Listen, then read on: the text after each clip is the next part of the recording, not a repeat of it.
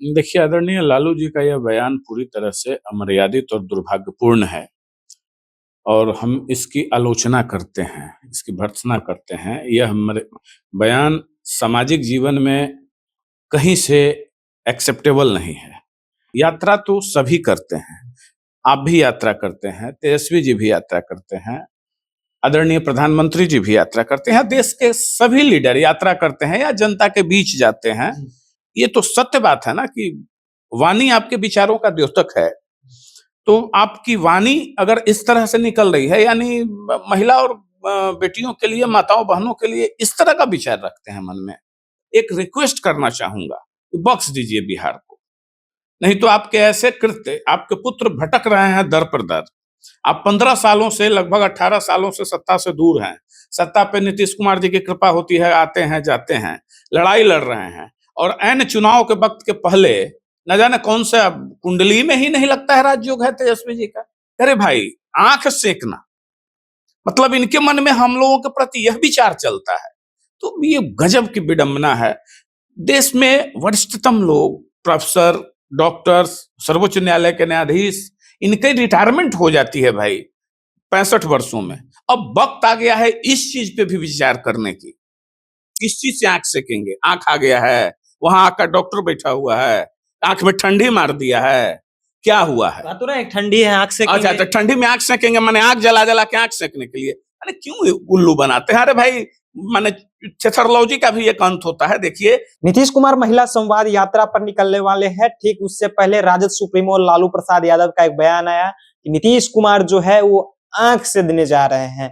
महिला संवाद यात्रा पर नीतीश कुमार निकलने वाले हैं। इसी सब मुद्दे पर बातचीत करेंगे। हमारे साथ बातचीत करने के लिए युवा समृद्धि दल के राष्ट्रीय अध्यक्ष अमित जी हैं। अमित जी, किस तरह से बयान देखते हैं जिस तरह से लालू प्रसाद यादव ने नीतीश कुमार को लिया? देखिए, आदरणीय लालू जी का यह बयान पूरी तरह से अमर्यादित और दुर्भाग्यपूर्ण है और हम इसकी आलोचना करते हैं, इसकी भर्त्सना करते हैं। यह बयान सामाजिक जीवन में कहीं से एक्सेप्टेबल नहीं है।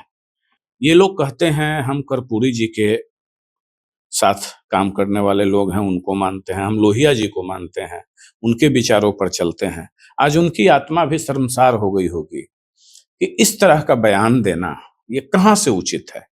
अरे भाई, यात्रा तो सभी करते हैं, आप भी यात्रा करते हैं, तेजस्वी जी भी यात्रा करते हैं, आदरणीय प्रधानमंत्री जी भी यात्रा करते हैं, देश के सभी लीडर यात्रा करते हैं या जनता के बीच जाते हैं। आप प्रेस कॉन्फ्रेंस ही करते हैं, उसमें भी हमारी बेटियां, बहन बेटियां बैठी हुई होती हैं। तो मतलब ये तो सत्य बात है ना कि वाणी आपके विचारों का द्योतक है। तो आपकी वाणी अगर इस तरह से निकल रही है, यानी महिला और बेटियों के लिए, माताओं बहनों के लिए इस तरह का विचार रखते हैं मन में, ये उचित नहीं है। बताया जा रहा है कि दोनों दोस्त हैं। नहीं नहीं, ये दोस्त हैं तो आप बंद कमरे में कर लीजिए। अब बंद कमरे में भी ऐसा विचार अगर रखते हैं और बात करते हैं, तो शायद सामाजिक जीवन में आपका प्रवेश वर्जित होना चाहिए, नहीं होना चाहिए।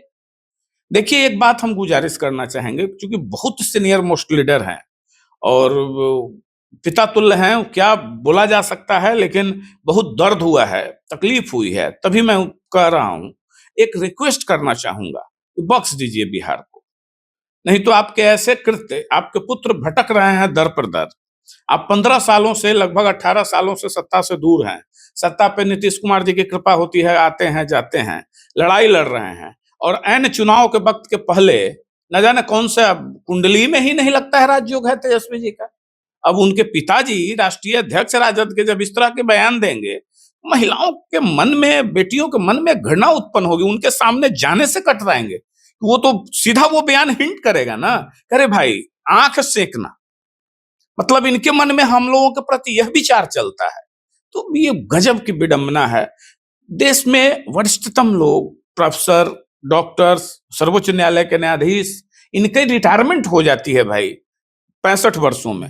अब वक्त आ गया है इस चीज पे भी विचार करने की कि चूंकि अधिकांशतः देखा जा रहा है कि 65-70 की उम्र में आते आते जितने भी राजनीतिक हो रहे हैं सामाजिक जीवन में, अधिकांशतः, मैं सभी को नहीं कह रहा हूं, अधिकांश लोगों की मानसिक स्थिति गड़बड़ा जा रही है। एकदम अनाप का शनाप बोलने लगना, उल्टा का पुल्टा बोलने लगना। अरे अब समाज नेता समाज का आईना होता है साहब, और आप इस तरह की बात करते हैं। राजद के लोग तो ये भी कह रहे हैं ना कि जब विधानमंडल में नीतीश कुमार बयान दिए थे महिलाओं को लेकर के, उस समय महिला को आपत्तिजनक बयान दिए थे, उस समय कोई नहीं बोल रहे थे। नहीं नहीं, ऐसा नहीं है। मैं ये बात नहीं कह रहा हूं कि हम माननीय मुख्यमंत्री जी ने जो बयान दिया था वो आपत्तिजनक नहीं था, आपत्तिजनक था, लेकिन वो परिप्रेक्ष्य क्या था, ये इस चीज को देखिए। यहाँ सीधे तौर पे आप कह रहे हैं कि वो जाए तो आंख सेंकने, नैन सेंक ले, वहां पर भी तो महिला नेत्री थी। नहीं, लेकिन वहां पे जो माननीय मुख्यमंत्री जी अपने बात कहते कहते और भटक बता रहे हैं ना कि उम्र का तकाजा होता है। नीतीश कुमार का भी उम्र हो गया। अरे भाई उनकी भी तो उम्र हो चुकी है ना, तो वो कहते कहते बातों में भटक गए। लेकिन देखिए उनका बड़प्पन, उनको आत्मबोध हुआ, ग्लानि हुई, और वो अगले दिन सुबह सुबह 10 बजे आकर माफी मांगे, और न जाने कितने मीडिया चैनलों पे माफी मांगा। लेकिन अभी तक लालू जी ने तो ऐसा नहीं किया। अरे क्या है, अभी आदरणीय लालू जी का देखिए, आदरणीय मुख्यमंत्री जी का बयान और आदरणीय लालू जी का बयान दोनों दो परिप्रेक्ष्य में है। पहला मुख्यमंत्री जी का जो बयान था, वह बयान बिल्कुल मतलब वो एक जनसंख्या नियंत्रण पे बात करते करते वैसी, जबकि वो एजुकेशन में कहीं बाध्य नहीं है, लेकिन हमारे भारतीय परंपरा में समाज में उस तरह के शब्दों का हम सार्वजनिक तौर पे प्रयोग नहीं करते हैं, उन बातों का प्रयोग नहीं करते हैं।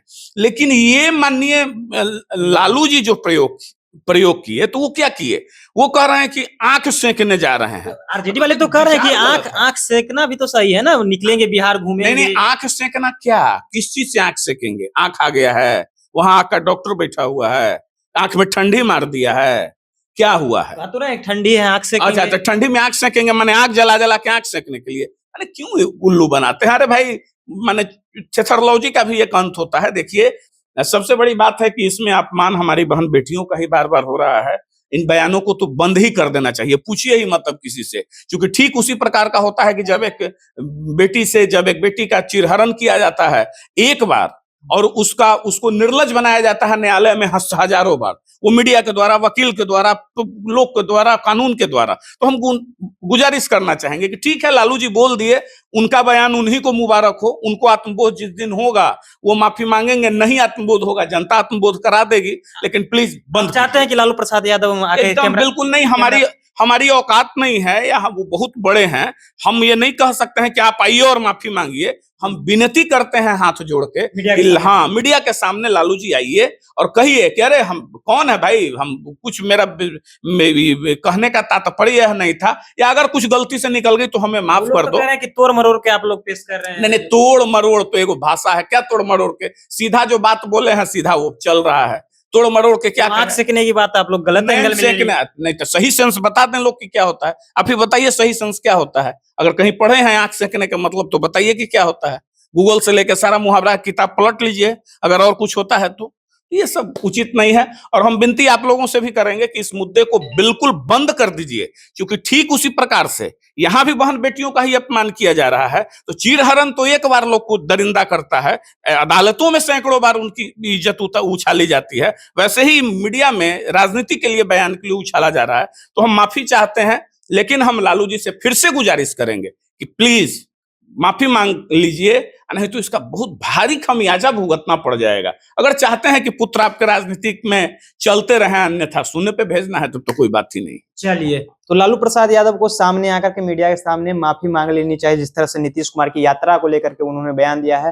तमाम मुद्दा पर हमारे साथ बातचीत कर रहे थे युवा समाजवादी दल के राष्ट्रीय अध्यक्ष अमित जी। अभी क्या प्रतिक्रिया है, अपनी प्रतिक्रिया कमेंट बॉक्स में रखिएगा। आप देख रहे थे जनता जंक्शन, बहुत बहुत धन्यवाद।